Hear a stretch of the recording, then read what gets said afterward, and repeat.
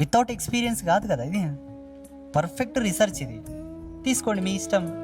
అంబువాచి కుంకుమ the biggest experiment hour పీఠం.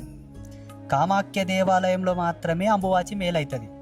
నా తపస్సుతో నా యొక్క అమ్మవారికి నాతో ఉండేటటువంటి సంబంధ బలము చేత నేను అమ్మని అడుక్కొని చేసిన ఇక్కడ ఈ ఉభయ తెలుగు రాష్ట్రాల్లో గర్వపడాల్సినటువంటి విషయం అది. అంబువాచి కుంకుమ ఇక్కడ ఇస్తారు, తీసుకొని నెయ్యితో లేపనం చేసి బొట్టు పెట్టుకోండి.